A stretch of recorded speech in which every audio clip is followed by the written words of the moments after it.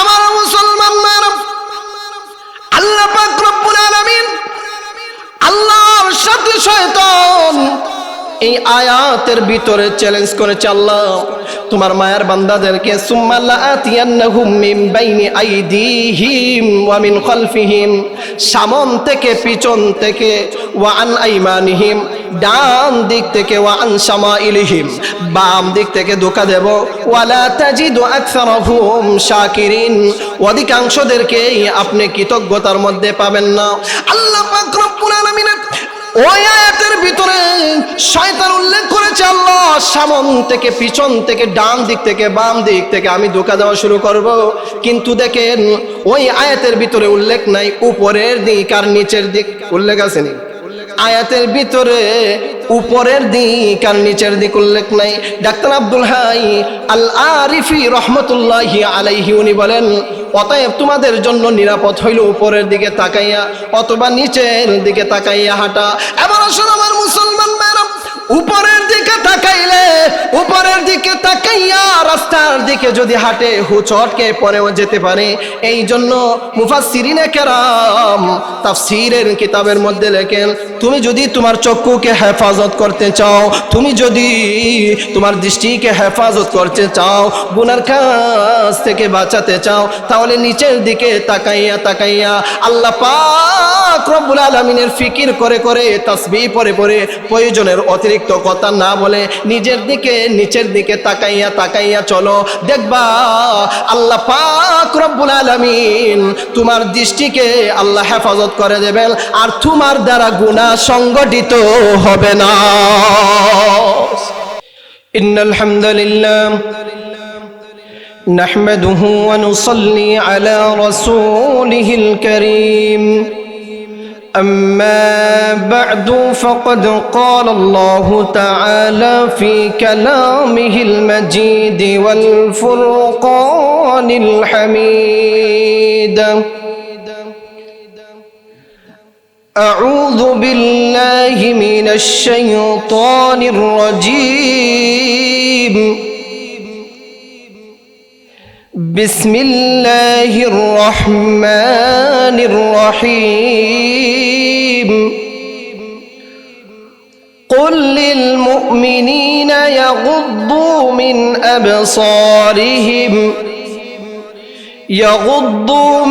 أبصارهم ويحفظوا فروجهم ذلك أزكى لهم إن الله خبير بما يصنعون.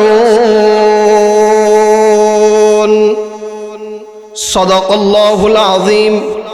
وقال النبي صلى الله عليه وسلم: النظر سهم مسموم من سهام إبليس، أو كما قال النبي صلى الله عليه وسلم. محبت امر درود پڑھی صلى الله على سيدنا ومولانا محمد وعلى آله وأصحابه وسلم.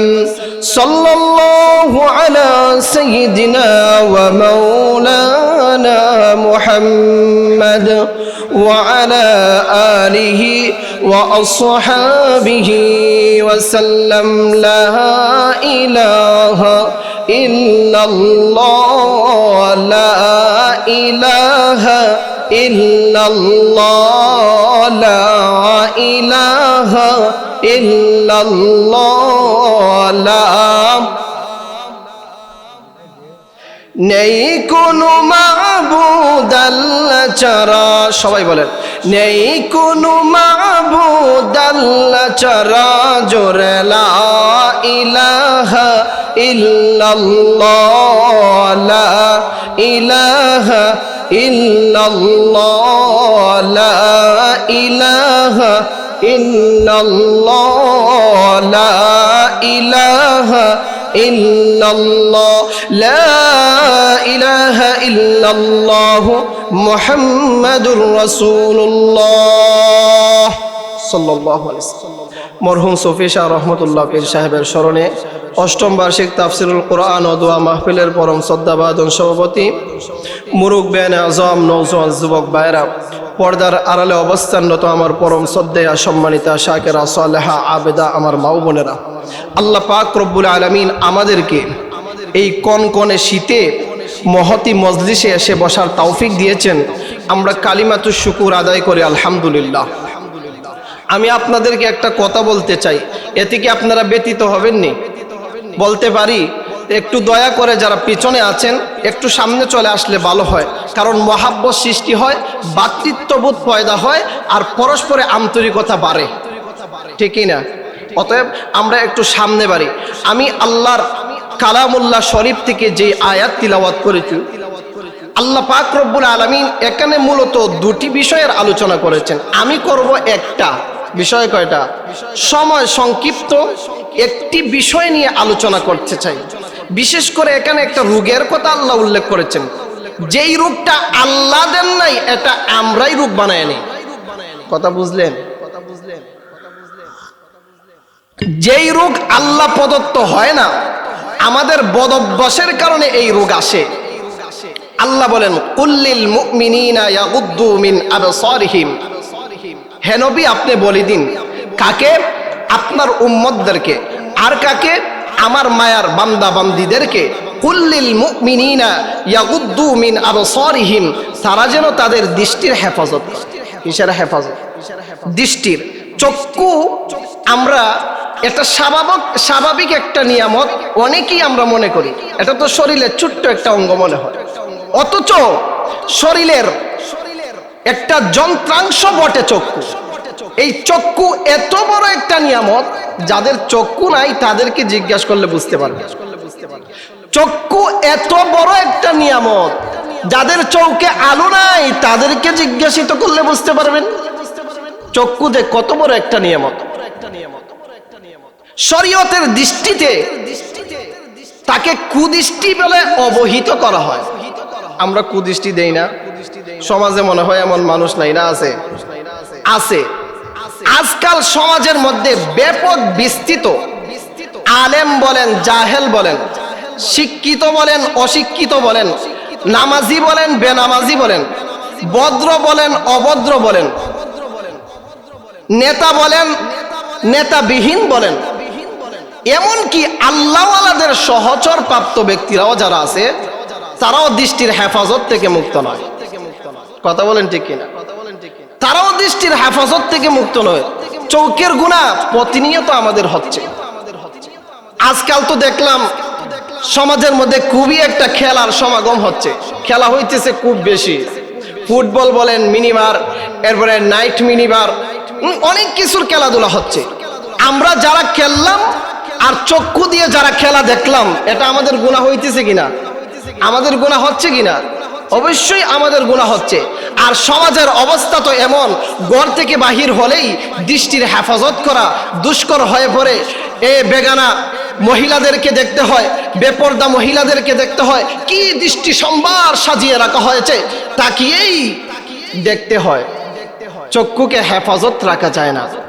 আর কুদৃষ্টি বলা হয়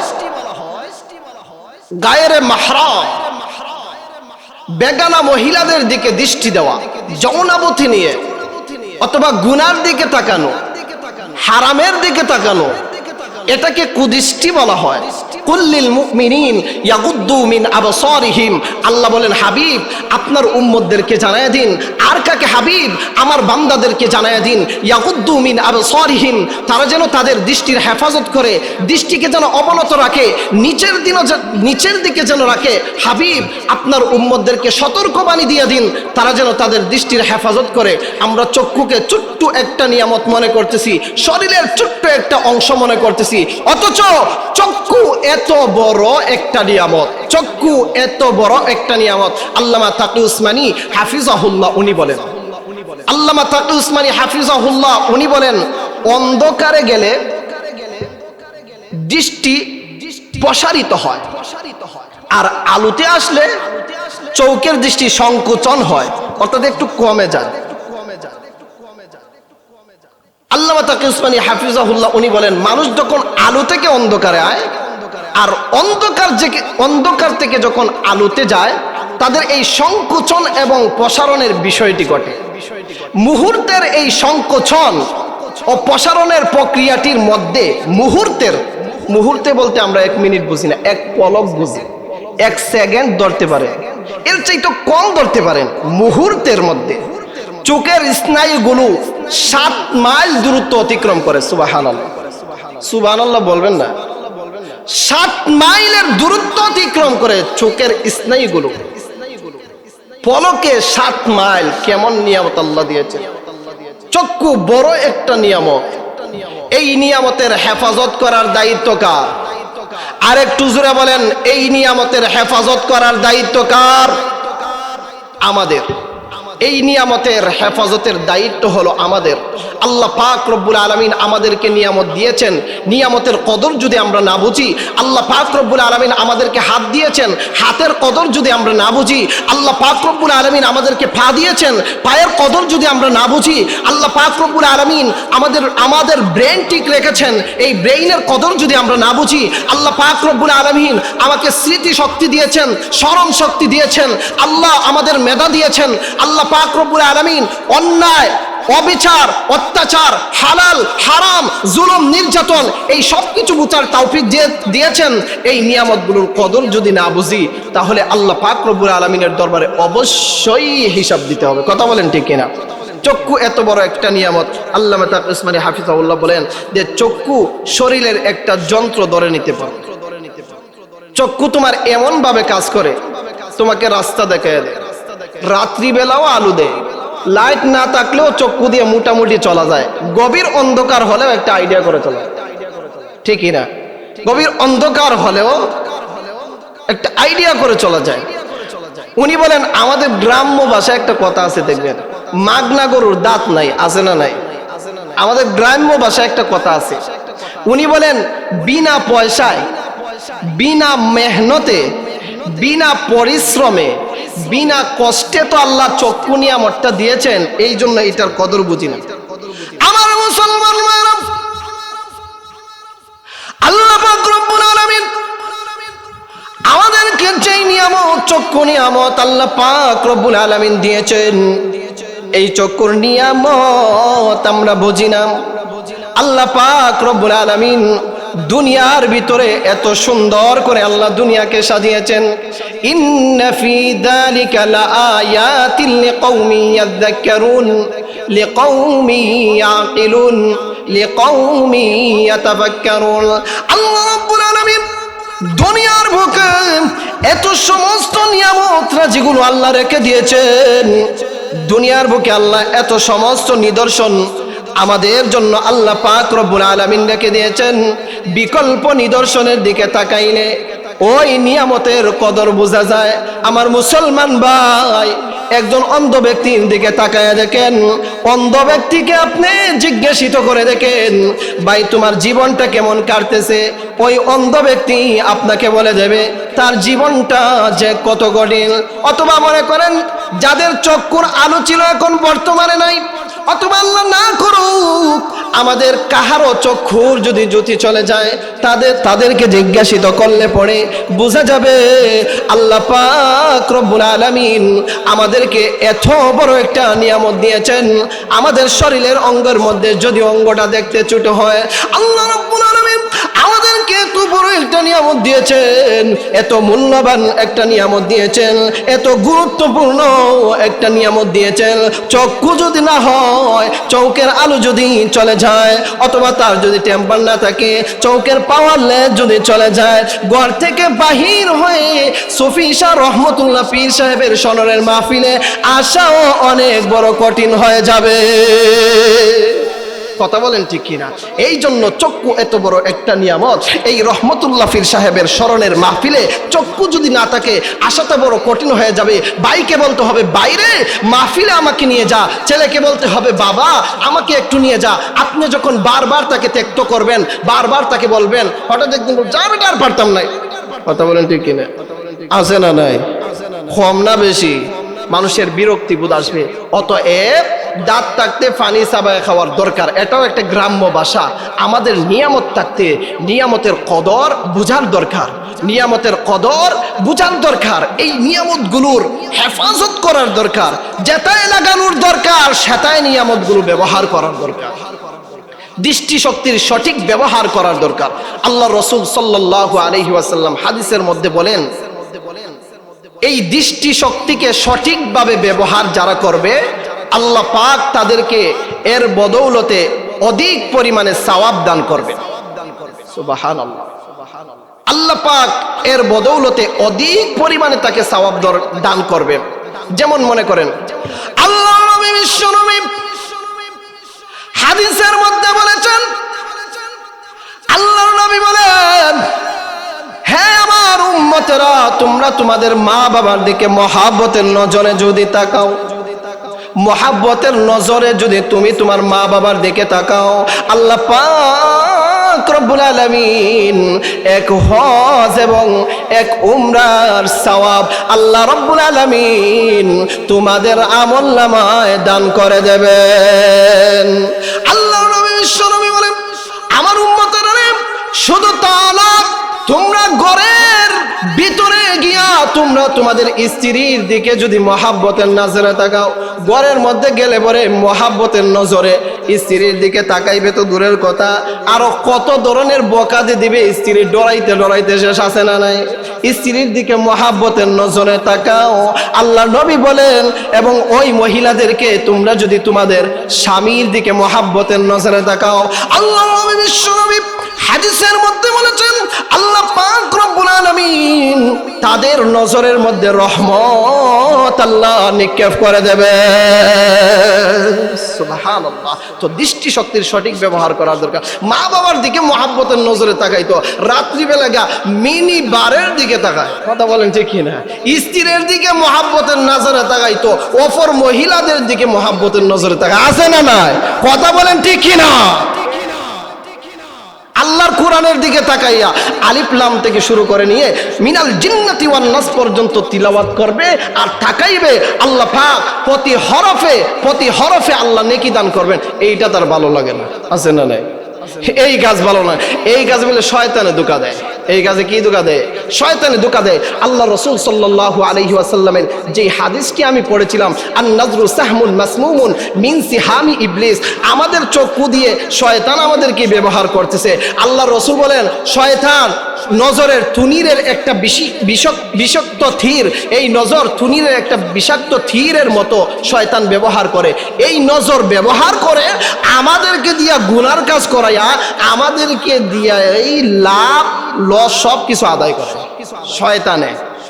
আমাদেরকে গুনার কাজ করাইতে করাইতে আমাদেরকে গায়েল করে, আর আমাদের অন্তরকে, আমাদের কলবকে, আর আমাদের এই অন্তরাত্মাকে এত নষ্ট করে মসজিদে যাইতে আর মন চায় না।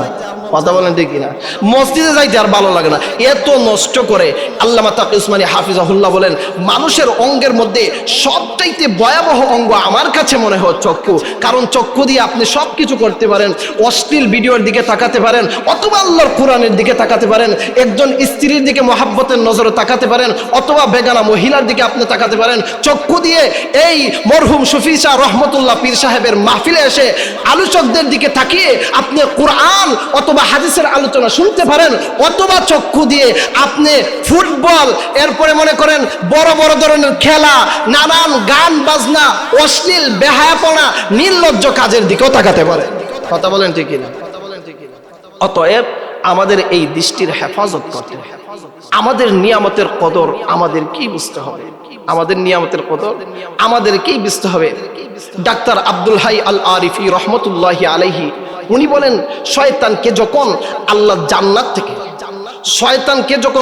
জান্নাত থেকে বাহির করে দিলেন, শয়তান বলল, আল্লাহ কিয়ামত পর্যন্ত আমাকে অবকাশ দিন। আল্লাহ বললেন, যা তোকে দিলাম। শয়তান ধম্ব করে তখন বলেছিল, আয় আল্লাহ, তোমার বান্দাদেরকে আমি পথভ্রষ্ট করব। এই কথাটা আল্লাহ কোরআনে বলেছেন, সুম্মা লাআতিয়ান্নাহুম মিন বাইনি আইদিহিম ওয়া মিন খালফিহিম ওয়া আন আইমানিহিম ওয়া আন শামাইলিহিম ওয়ালা তাজিদু আকসারাহুম শাকিরিন।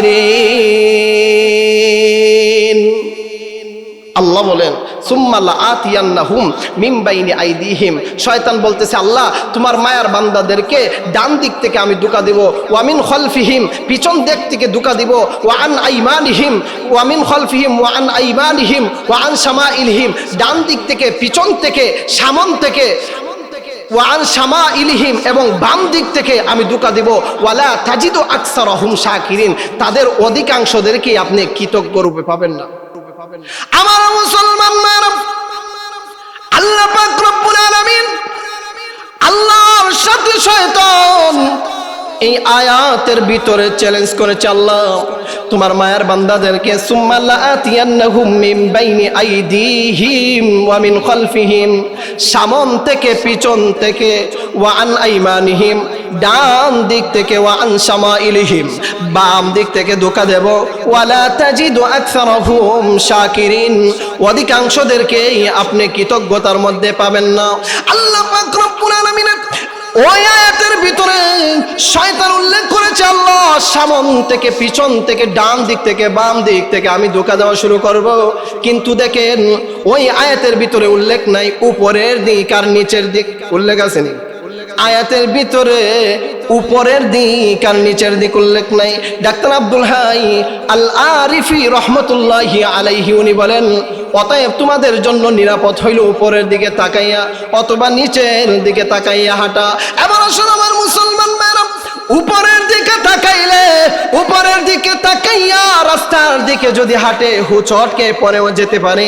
এই জন্য মুফাসসিরিনে কেরাম তাফসীরের কিতাবের মধ্যে লেখেন তুমি যদি তোমার চক্ষুকে হেফাজত করতে চাও, তুমি যদি তোমার দৃষ্টিকে হেফাজত করতে চাও, গুনার কাজ থেকে বাঁচাতে চাও, তাহলে নিচের দিকে তাকাইয়া তাকাইয়া আল্লাহ পাক রব্বুল আলামিনের ফিকির করে করে তাসবিহ পড়ে পড়ে প্রয়োজনের অতিরিক্ত কথা না বলে নিজের দিকে নিচের দিকে তাকাইয়া তাকাইয়া চলো, দেখবা আল্লাহ পাক রব্বুল আলামিন তোমার দৃষ্টিকে আল্লাহ হেফাজত করে দেবেন আর তোমার দ্বারা গুনাহ সংগঠিত হবে না।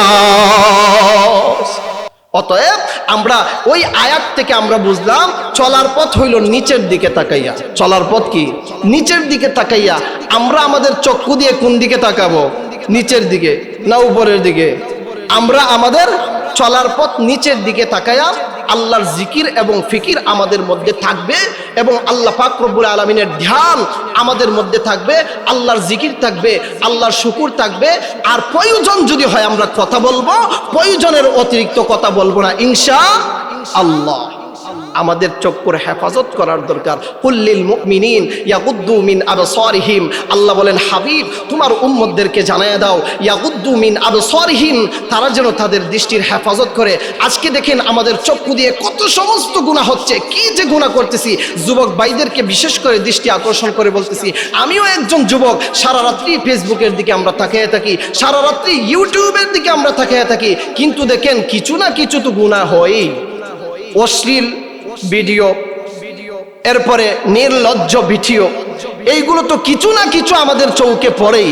অতএব এইগুলো সীমিত আনার দরকার। গুনার কাজ সীমিত আস্তে আস্তে কমায় আনার দরকার। আস্তে আস্তে দেখবেন অটোমেটিকলি গুনাহ কমে গেছে। আপনি যখন এই চেষ্টায় থাকবেন আস্তে আস্তে দেখবেন আপনার দ্বারা এই গুনার কাজ আর হচ্ছে না। এবার আসেন আমরা বিশেষ করে দুইটা কাজকে বিশেষ করে পালন করব। কয়টা কাজ? দুটি কাজ করতে হবে। দৃষ্টি শক্তির হেফাজত যদি রাখতে হয় দুটি কাজ। আজকের সবক মনে করেন দুটি কাজ। কয়টি কাজ? দুটি কাজ। এক নাম্বার হইল হিম্মত। এক নাম্বার কি? হিম্মত। হিম্মত বলতে আমাদের যে সামর্থ্য আছে এই সামর্থ্য ব্যয় করা। আমাদের যে সামর্থ্য আছে এই সামর্থ্য ব্যয় করা এক নাম্বার হিম্মত। দ্বিতীয় নাম্বার হইল আল্লাহর দিকে তাওয়াজ্জু হয়ে যাওয়া। দ্বিতীয় নাম্বার কি? আল্লাহর দিকে তাওয়াজ্জু হয়ে যাওয়া। হিম্মত দ্বারা উদ্দেশ্য হলো নিজের সর্বোচ্চ চেষ্টা ব্যবহার করা। হিম্মত দ্বারা উদ্দেশ্য কি? নিজের সর্বোচ্চ চেষ্টা ব্যবহার করা। এমন তো অনেক যুবক ভাই আছেন গুনার কাজে লাগাই দিলে ভালো হয়েছে, মজা লাগে, আছে না নাই? তখন আর চেষ্টা করে না গুনাহ থেকে বাঁচার, আছে না নাই? আপনারা মাতুন না দেখি, আছে না নাই? আছে। আল্লাহর দিকে তাওয়াজ্জু হওয়া এর অর্থ হলো চেষ্টা করার পর আপনার যদি আর কোনো রাস্তা না থাকে আল্লাহর কাছে সাহায্য চাওয়া। আল্লাহর কাছে কি করা? সাহায্য চাওয়া। আমরা হিম্মত করব তো ইনশাল্লাহ। আমরা যদি দেখি গুনার কাজ আমাদের দ্বারা সংগঠিত হয়ে যাইতেছে, আমরা যদি দেখি আমাদের যারা গুনার কাজ হচ্ছে, আমাদের সম্মুখে গুনাহ, শুধু গুনাহ আর গুনাহ, গুনার অন্ধকার থেকে বাঁচতে পারতেছি না, তখন আমরা আমাদের সর্বোচ্চ চেষ্টা ব্যবহার করব। পারবো তো ইনশাল্লাহ? আমরা আমাদের সর্বোচ্চ চেষ্টা ব্যবহার করব। এরপরে বলবো আল্লাহ তুমি ছাড়া আমার আর কেউ। আর একটু আওয়াজ দিয়ে বলেন আল্লাহ তুমি ছাড়া আমার আর কেউ। আল্লাহর নামটা একটু আওয়াজ দিয়ে বলি আল্লাহ। আরো জোরে আওয়াজ দিয়ে বলেন আল্লাহ। আল্লাহ তুমি ছাড়া আমার আর কেউ নাই। ওই সর্বোচ্চ চেষ্টা ব্যবহার করার পর এই কথা বলা। হিম্মতের একটা উদাহরণ পয়গাম্বর কে দিয়া দেয়। ইউসুফ আলাইহিস সালাতু ওয়াস সালামের নাম শুনে নাই এমন আলিম গায়রে আলিম বলেন খুব কম আছে। কথা বলেন ঠিক কিনা? ইউসুফ আলাইহিস সালাতু ওয়াস সালামের নাম শুনে নাই এমন আলিম গায়রে আলিম সমাজে খুবই কম আছে। শুনছে তো সমাজের মধ্যে দেখবেন অনেকে বলে তো প্রেম করেছেন ইউসুফ নবী, নাউজুবিল্লাহি মিন জালিক। বলবেন না নাউজুবিল্লাহি মিন। আল্লাহর পয়গম্বর ইউসুফ আলাইহিস সালাম একমাত্র আল্লাহর সঙ্গে প্রেম করেছেন, অশ্লীল অনাচার কোনো প্রেম করেন নাই। কথা বলেন ঠিক কিনা? এই কথা যারা বলবে অবশ্যই তাদের গুনাহ হবে। কথা বলেন ঠিক কিনা? ইউসুফ আলাইহিস সালাতু ওয়াস সালাম গড়ের জুলাইখার রাজপ্রাসাদের সমস্ত দরজা জানালা যখন লাগায় দিয়েছে, তখন আল্লাহর পয়গম্বর ইউসুফ আলাইহিস সালাতু ওয়াস সালামকে জুলাইখা গুনার দিকে আহ্বান। কিসের দিকে? গুনার দিকে আহ্বান। চতুর্দিকে দেয়াল, কোন দিকে উনি বাহির হবে? চতুর্দিকে, চতুর্দিকেই দেয়াল, কোন দিকে উনি বাহির হবে? তো ইউসুফ আলাইহিস সালাতু ওয়াস সালামের ভিতরে জাগ্রত হলো যে আমি আমার সামর্থ্য চেষ্টাকে ব্যবহার করতে হবে। আমি আমার সামর্থ্য চেষ্টাকে ব্যবহার করতে হবে। ইউসুফ আলাইহিস সালাতু ওয়াস সালামের চেষ্টা ছিল দরজা পর্যন্ত দৌড় দিয়ে যাওয়া। দরজা পর্যন্ত দৌড় দিয়ে যাওয়া। আল্লাহর পয়গম্বর ইউসুফ আলাইহিস সালাতু ওয়াস সালাম, আল্লাহর পয়গম্বর ইউসুফ আলাইহিস সালাতু ওয়াস সালামকে দেয়ালের ভিতরে সমস্ত দরজাগুলো জুলাইখা যখন লাগায় দিল, এবার জুলাইখা আল্লাহর পয়গম্বর ইউসুফ আলাইহিস সালাতু ওয়াস সালামকে গুনার দিকে আহ্বান করলেন। তিনি তো পয়গম্বর, তিনি কিভাবে গুনাহ করবেন? ইউসুফ আলাইহিস সালাতু ওয়াস সালাম, আল্লাহর পয়গম্বর ইউসুফ আলাইহিস সালাতু ওয়াস সালাম জুলাইখা যখন তার ঘরের সমস্ত দরজাগুলো লাগিয়ে দিল, আল্লাহর পয়গম্বর ইউসুফ আলাইহিস সালাতু ওয়াস সালাম দরজা পর্যন্ত দৌড় দিয়ে গেলেন। দরজা পর্যন্ত দৌড় দিয়ে যাওয়ার পরে আল্লাহর পয়গম্বর ইউসুফ আলাইহিস সালাতু ওয়াস সালাম বললেন, আল্লাহ গো আমার সাধ্যের বাহিরে চলে গেছে, আমার আর সামর্থ্য নাই। দরজা পর্যন্তই আমার সামর্থ্য ছিল। আল্লাহ পাক রব্বুল আলামিন দরজা পর্যন্ত আমি আসলাম। ও আল্লাহ আমি আমার চেষ্টাকে ব্যবহার করেছি, আমি আমার সামর্থ্য সর্বোচ্চ ব্যবহার করেছি। আল্লাহ এবার জুলাইখার কবল থেকে আমাকে বাঁচাও, অর্থাৎ আমার দৃষ্টির হেফাজতকে আপনি হেফাজত করেন। আল্লাহ পাক রব্বুল আলামিন আল্লাহর পয়গম্বর ইউসুফ আলাইহিস সালাতু ওয়াস সালামের জন্য এই ঘরের ভিতরে সমস্ত দরজাগুলো ঠাস ঠাস করে খুলে গিয়েছে। সুবহানাল্লাহ বলবেন না? আল্লাহর পয়গম্বর ইউসুফ আলাইহিস সালাতু ওয়াস সালাম ঘরের দরজা থেকে ঘরের দরজাগুলো টাস টাস করে যখন খুলে যায়, আল্লাহর পয়গম্বর ইউসুফ আলাইহিস সালাতু ওয়াস সালাম ঘর থেকে বাহির হয়ে যান। ঘর থেকে বাহির হওয়ার পরে এমনই ভাবে আল্লাহ পাক রব্বুল আলামিন আল্লাহর পয়গম্বর ইউসুফ আলাইহিস সালাতু ওয়াস সালামকে এই দৃষ্টির গুনাহ থেকে, জুলাইখার অপবাদ থেকে আর জুলাইখার কবল থেকে এমন বড় একটা গুনাহ থেকে আল্লাহ মুক্তি দিয়েছেন। এবার লক্ষ্য করেন আমার মুসলমান ভাইরা, পয়গম্বর ইউসুফ আলাইহিস সালাতু ওয়াস সালাম উনি ওনার হিম্মতকে ঠিকই উনি ব্যবহার করেছেন। আল্লাহর পয়গম্বর উনি ওনার চেষ্টাকে ব্যবহার করেছেন। আল্লাহর পয়গম্বর ইউসুফ আলাইহিস সালাতু ওয়াস সালাম উনি ওনার সামর্থ্যকে উনি ব্যবহার করেছেন। দরজা পর্যন্ত দৌড় দিয়ে গিয়েছেন। এরপরে আল্লাহর দিকে তাওয়াজ্জু হয়েছেন, আল্লাহ গো তুমি ছাড়া আমার আর কেউ নাই, আল্লাহ তুমি ছাড়া আমাকে কেউ বাঁচাতে পারবে না। ওগো আল্লাহ জুলাইখার কবল থেকে আমাকে বাঁচাও। আল্লাহ পাক রব্বুল আলামিন আল্লাহর পয়গম্বর ইউসুফ আলাইহিস সালাতু ওয়াস সালামের ডাক আল্লাহ শুনলেন, আর জুলাইখার কবল থেকে 7টা দরজা ভেঙে দিয়ে আল্লাহ ইউসুফ আলাইহিস সালাতু ওয়াস সালামকে গুনাহ থেকে আল্লাহ মুক্ত করে দিলেন। ইউসুফ আলাইহিস সালাতু ওয়াস সালাম দেখছেন উনি উনার হিম্মতকে ব্যবহার করেছে, উনি উনার সামর্থ্যকে ব্যবহার করেছে, উনি উনার চেষ্টাকে ব্যবহার করেছে। উনি চেষ্টা ব্যবহার করার পরে বলছে, আল্লাহ তুমি ছাড়া আর কেউ নাই, দরজা পর্যন্ত আমি দৌড় দিয়ে আসলাম, আল্লাহ এখন তো তুমি ব্যতীত আমার কেউ নাই, লা ইলাহা, আল্লাহ তুমি ছাড়া কোনো আমার উপাস্য নাই, আল্লাহ তুমি ছাড়া কোনো মাবুদ নাই, তুমি বাঁচায়া দাও। আর আল্লাহ বলেন আমার পয়গম্বর ইউসুফের ডাক আমি শুনলাম, আর জুলাইখার কবল থেকে এবং গুনাহ থেকে আমি আল্লাহ পয়গম্বরকে বাঁচায়া দিলাম। সুবহানাল্লাহ। তো আসতে আর একটু জোরে বলবেন না সুবহানাল্লাহ? আরো আওয়াজ দিয়ে বলেন সুবহানাল্লাহ। সুবহানাল্লাহি ওয়া বিহামদিহি। এবার আসেন আল্লাহর পয়গম্বর আরেকজনের একটা উদাহরণ দিন। আরেকজনের উদাহরণটা হইল তাওয়াজ্জুহের ভিতরে পড়ে। সর্বপ্রথম যে উদাহরণ ইউসুফ আলাইহিস সালাতু ওয়াস সালামকে দিয়ে দিয়েছি, এই উদাহরণটা হলো হিম্মতের। আর দ্বিতীয় নাম্বার উদাহরণটা হলো তাওয়াজ্জুহের, অর্থাৎ আল্লাহর কাছে যে সাহায্য চাওয়া। ইউনুস নবীর নাম মনে শুনছেন না? মাতন্না দেখি ইউনুস আলাইহিস সালাতু ওয়াস সালাম খতমে ইউনুস তো বেশ অবাগত। এই খতম পড়াইবার লাগি বেড়া বেডি বুড়া বুড়ি সবাই পাগল, কথা বলেন ঠিক কিনা? আয়াতে কারিমা বলেও চিনেন উলামায়ে কেরামরা। আয়াতে কারিমা বললেই বোঝা যায় যে লা ইলাহা ইল্লা আনতা সুবহানাকা ইন্নী কুনতু মিনাল যালিমিন। ইউনুস আলাইহিস সালাতু ওয়াস সালাম কি বিপদে পড়ছিলেন আপনাদের তো সবারই জানা আছে। মাছের পেটে। কিসের পেটে? মাছের পেটে। আল্লামা তাকি উসমানী হাফিজাহুল্লাহ উনি বলেন, আমাদের ডাক্তার সাহেব বলেন, ডাক্তার সাহেব বলতে উলামায়ে কেরাম এটাও বুঝেন ডাক্তার আব্দুল হাই আল আরিফি রহমতুল্লাহি আলাইহি, উনাকে বোঝানো হয়। উনি যেমন তেমন ব্যক্তি ছিলেন না, খুবই বিশিষ্ট তাত্ত্বিক জ্ঞানীর অধিকারী উনি ছিলেন, বড় আল্লাহওয়ালা ছিলেন ডাক্তার আব্দুল হাই আল আরিফি রহমতুল্লাহি আলাইহি। আল্লামা তাকি উসমানী হাফিজাহুল্লাহ উনি বলেন, একদিন আমরা একটা মজলিসে বসলাম।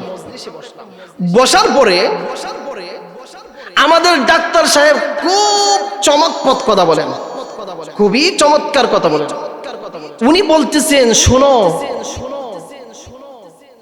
ইউনুস আলাইহিস সালাতু ওয়াস সালামকে আল্লাহ মাছের পেটে 3 দিন রাখছিলেন। কয়দিন? মাছের পেটের ভিতরে মনে হয় এইভাবে লাইটিং করা না অন্ধকার? অন্ধকার। 3 দিন আল্লাহ মাছের পেটে রাখছেন। ডাক্তার আব্দুল হাই আল আরিফি রহমতুল্লাহি আলাইহি উনি বলেন, উনি মাছের পেটে থেকেও আল্লাহর দিকে তাওয়াজ্জু হয়েছেন, অর্থাৎ আল্লাহর সাহায্য চেয়েছেন। আল্লাহ বলেন, লা ইলাহা ইল্লা আনতা সুবহানাকা ইন্নী কুনতু মিনাজ যালিমিন। আল্লাহ বলেন, লা ইলাহা ইল্লা আনতা, আল্লাহ ছাড়া কোনো মাবুদ, সুবহানাক, আল্লাহ তুমি পবিত্র, ইন্নী কুনতু মিনাজ যালিমিন, আল্লাহ গো আমি অন্ধকারে আছি, তাফসিরের কিতাবে লেখা হয় তিনটা অন্ধকারে ছিলেন। কয়টা অন্ধকার? তিনটা অন্ধকার। কয়টা? আরো জোরে কয়টা? তিনটা। এক নাম্বার মাছের পেটের অন্ধকার, দ্বিতীয় নাম্বার অনাবস্যার রাত্রির অন্ধকার, আর তৃতীয় নাম্বার সাগরের পানির নিচের অন্ধকার। কয়টা অন্ধকার হইল? আল্লাহর পয়গম্বর ইউনূস আলাইহিস সালাতু ওয়াস সালাম মাছের পেটে থাকার পরে তিনটা অন্ধকারের মধ্যে উনি ছিলেন। এক নাম্বার মাছের পেটের অন্ধকার, দ্বিতীয় নাম্বার অনাবস্যার রাত্রির অন্ধকার, তৃতীয় নাম্বার সাগরের গভীর নিচের অন্ধকার। আল্লাহর পয়গম্বর ইউনূস আলাইহিস সালাতু ওয়াস সালাম উনি মাছের পেটে থেকেই আল্লাহর দিকে তাওয়াজ্জুহ হয়ে গেলেন। উনি বললেন, আল্লাহ কোরআনের ভিতরে সূরাতুল আম্বিয়ায় আল্লাহ আয়াত নাজিল করে দিয়েছেন। আমরা সবাই আমার সঙ্গে একটু সবাই বলেন, লা ইলাহা ইল্লা আনতা সুবহানাকা ইন্নী কুনতু মিনাজ জালিমিন। ইউনূস আলাইহিস সালাতু ওয়াস সালাম আল্লাহর কাছে দোয়া করলেন, আল্লাহ তুমি ছাড়া কোনো মাবুদ নাই, রব্বুল আলামিন আল্লাহ তুমি পবিত্র, ইন্নী কুনতু মিনাজ জালিমিন। আল্লাহ গো, গভীর অন্ধকারের মধ্যে আমি রয়েছি। ইউনূস আলাইহিস সালাম মাছের পেটে থেকে ও আল্লাহকে বলে যান নাই। ইব্রাহিম আলাইহিস সালাম নমরুদরা আগুনের মধ্যে ফেলে দিয়েছে, আল্লাহকে বলে যান নাই। আল্লাহর পয়গম্বর মূসা আলাইহিস সালাম কে সাগরের মধ্যে ভাসিয়ে দেওয়া হয়েছে, আল্লাহকে বলে যান নাই। পয়গম্বরেরা আল্লাহ পাক রব্বুল আলামিনকে বলে যান নাই। আপনার আমার নবী মুহাম্মদুর রাসূলুল্লাহ আকায়ে নামদার তাজদারে মদিনা শাহিন শাহরিসি আলা সাইয়্যিদুল মক্কা ওয়াল মদিনা শামসুল হিদায়া বদরুদ্দুজা শামসুল হিদায়া রাহমাতুল লিল আলামিন কত কষ্ট কাফের বেঈমানরা দিয়েছে। আল্লাহর নবী বিশ্ব নবী মুহাম্মদুর রাসূলুল্লাহ সাল্লাল্লাহু আলাইহি ওয়াসাল্লাম আল্লাহ পাক রব্বুল আলামিনকে এক মুহূর্তের জন্য বলে যান নাই। এরই ধারাবাহিকতায় আল্লাহর পয়গম্বর ইউনূস আলাইহিস সালাতু ওয়াস সালাম এক মুহূর্তের জন্য আল্লাহ পাক রব্বুল আলামিনকে বলে যান নাই। ইউনূস নবী বলেন, আল্লাহ তোমার দিকে তাওয়াজ্জুহ হইলাম, আল্লাহ গো রব্বে কারীম তোমার কাছে আমি সাহায্য চাইতেছি, আমাকে গভীর অন্ধকার থেকে মুক্তি দিন। দেখেন আল্লাহ কি বলেন, ফাস্তাজাবনা লাহু ওয়া নাজ্জাইনাহু মিনাল গাম ওয়া কাযালিকা নুজিল মুমিনিন। আল্লাহ রাব্বুল আলামিন বলেন, আমার পয়গম্বর ইউনূস নবীর ডাকে আমি সাড়া দিলাম। ফাস্তাজাবনা লাহু ওয়া নাজ্জাইনাহু মিনাল গাম, আমি আল্লাহ তাকে চিন্তা থেকে মুক্তি দিলাম। আল্লাহ রাব্বুল আলামিন এখানে একটা ওয়াদাও আমাদের জন্য আল্লাহ করেছেন, ওয়া কাযালিকা নুজিল মুমিনিন।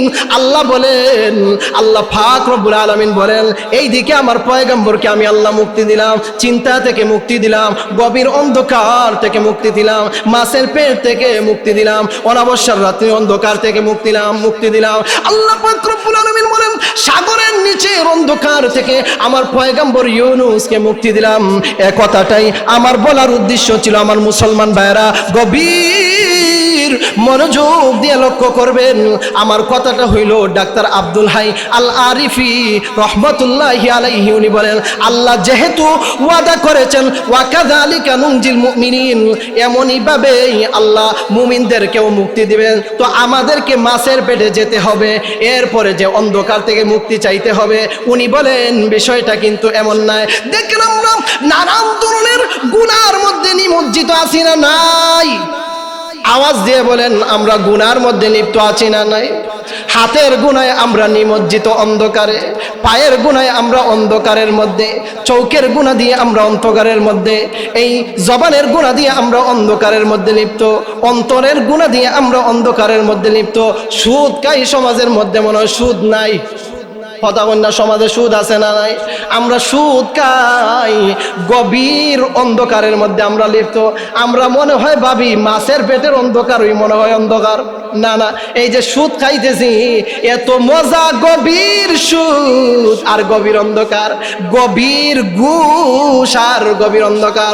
ডাক্তার আব্দুল হাই আল আরিফি রহমতুল্লাহি আলাইহি উনি বলেন, এমনই ভাবে গুনার অন্ধকারের মধ্যে যারা আছেন আর যারা গুনাহ করতেছেন, এটাও একটা অন্ধকার। তুমি আল্লাহর দিকে তাওয়াজ্জুহ হও, মসজিদের মধ্যে চলে যাও, আল্লাহর কুদরতি পায়ের সেজদার মধ্যে পড়ে যাও আর বলো লা ইলাহা ইল্লা আনতা সুবহানাকা ইন্নী কুনতু মিনাজ জালিমিন। আল্লাহ রাব্বুল আলামিন আপনার পয়গম্বর ইউনূস নবীকে আল্লাহ তুমি মাছের পেট থেকে তুমি মুক্তি দিয়েছো। আল্লাহ গো, গভীর অন্ধকার থেকে তোমার নবীকে তুমি মুক্তি দিয়েছো। রব্বুল আলামিন, আমি ওই গুনার গভীর অন্ধকারে আছি আল্লাহ, আমি ওই গুনার গভীর অন্ধকারের মধ্যে আছি আল্লাহ, চৌকের গুনার গভীর অন্ধকারের মধ্যে আছি রব্বুল আলামিন। আল্লাহ, অন্তরের গুনার গভীর অন্ধকারের মধ্যে আছি। এমনই ভাবে আপনার পয়গম্বর ইউনূসের মতো আমাকে মুক্ত করে দাও। সুবহানাল্লাহি ওয়া বিহামদি। দেখছেন ডাক্তার আব্দুল হাই আল আরিফি রহমতুল্লাহি আলাইহি উনি বলেছেন, তুমি মাছের পেটে যেতে হবে আর অন্ধকারে যেতে হবে, এটাই মনে করছো গুনাহ। আসলে এটা তো কিন্তু এটা শুধু এটাই যে গুনাহ, এটা তো কিন্তু গুনাহ না, এটা ছিল ওনার জন্য একটা মুসিবত, আল্লাহর পক্ষ থেকে পরীক্ষা। এমনই ভাবে আমরাও পরীক্ষায় পড়ি কি না পড়ি না? আমরাও গুনার মধ্যে নিমজ্জিত হই। আমরা হাতের গুনার অন্ধকারে, পায়ের গুনার অন্ধকারে, নানান অনুমতির বেড়াজালে আটকায়া গুনাহ থেকে আমরা বাঁচতে পারি না, আছে না নাই? নানার অনুমতির বেড়াজালে যদি ওই গুনাহ থেকে আমি সরে আসি, একটা আনন্দ নাচ গানের উল্লাস থেকে যদি আমি ফিরে আসি, আমার চাচাতো ভাই মাইন্ড করবে, আছে না নাই? অনুমতির বেড়াজাল আছে না নাই? আমার অমুক ভাই বিদেশ থেকে 20,000 টাকা দিচ্ছে একটা নাচ গান করানোর জন্য, এইটাই যদি আমি না যাই তাহলে তো আর উপায় নাই। ঘরে ঘরে মাইক, আছে না নাই? ঘরে ঘরে মাইল লাগবো, এমন বিষয় আছে না নাই? তো এমন অন্ধকার থেকে আপনি বাঁচতে পারতেছেন না। আল্লাহর দিকে দুটি গাছ, কয়টি গাছ? আপনি হিম্মত পয়দা করেন, আল্লাহ আমি তাদের শক্তির কাছে দুর্বল, কিন্তু আমার অন্তর দিয়ে বলতেছি আল্লাহ রব্বুল আলামিন আমাকে গুনাহ থেকে মুক্ত করে দাও। লা ইলাহা ইল্লা আনতা সুবহানাকা ইন্নী কুনতু মিনাজ জালিমিন। রব্বুল আলামিন, তোমার পয়গম্বর ইউনূস নবীকে তুমি যেইভাবে মুক্তি দিয়েছিলে, এমনই ভাবে তোমার কুদরতি সাহায্যে আমাকে মুক্ত করে দাও। জোরে বলি সুবহানাল্লাহ, আর একটু আওয়াজ দিয়ে বলেন সুবহানাল্লাহ। তো এবার আসেন আমার মুমিন মুসলমান ভাইরা, আমাকে 8:20 পর্যন্ত সময় দেওয়া হয়েছে, আর 11 মিনিট সময় আছে, এর ভিতরে কিছু কথা বলি। এবার আসেন একটা বিষয় বলি, যে আমরা চৌকের গুনাহ থেকে হেফাজত থাকবো তো ইনশাআল্লাহ? আমরা চৌকের গুনাহ থেকে বেঁচে থাকবো তো ইনশাআল্লাহ? একটু সবাই হাত তুলে আল্লাহকে দেখাই, সবাই একটু হাত তুলে আল্লাহকে দেখাই, আল্লাহ তোমার মায়ার বান্দাদেরকে গুনাহ থেকে সর্বসময় হেফাজত করি। আর সবাই জোরে আওয়াজ দিয়ে বলি আমিন।